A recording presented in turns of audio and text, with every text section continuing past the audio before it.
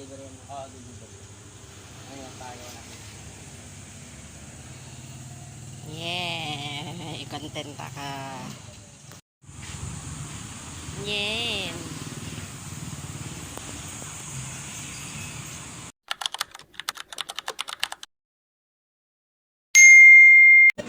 Hi everyone, narito naman pang full-time mom na medyo vlogger. So makalat yung bahay kasi meron kami papagawa dito.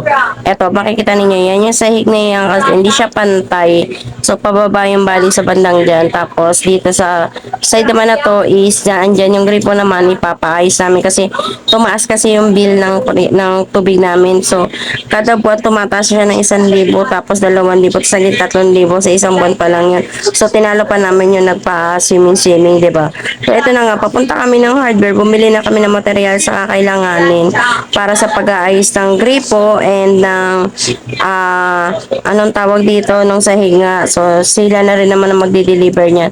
So ito na nga, tinatambakan na nga to ni Kuya nung mga oras na to nung pagdating namin. So pinumpisa na namin patambakan kasi nga para pumantay nga, hindi nga kasi pantayan. So ipapantay na dahil hindi rin naman nalalagyan yung lugar na to. So sayang yung space. So gagawin na lang namin to, parang ito yung receiving area namin.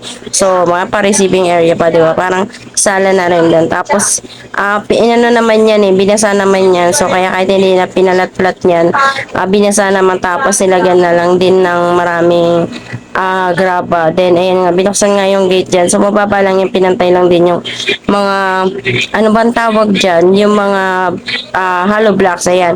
Ganito na nga yung itsura niya. Tapos ipaplat pa nga yan ni Kuya. So hindi pa siya tapos dyan. Ayan, ganyan na lang yung ginawa na niya na dugtungan. And then ito na nga, yung dating naman sa gripo, yung pinaayos nga namin yung tubo.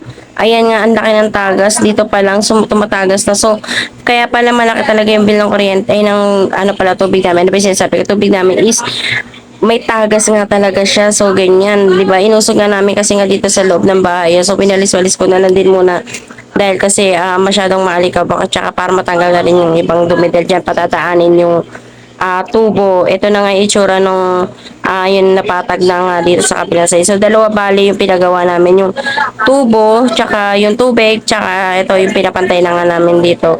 Tapos nito, after niya, work ko na muna kalami. Na nga naiayos na nga yung sa may bandang pinagawa na pinasementohan. So, papakita ko na lang sa inyo sa susunod na vlog ko. Medyo, ano lang naman tayo, hindi naman mahaba-haba yung vlog ko ngayon kasi ito nagatid lang naman kami dito ng frame. So work mode muna kami. Yun lang po, maraming salamat. Huwag po siya magsasawa sa mga vlog ko.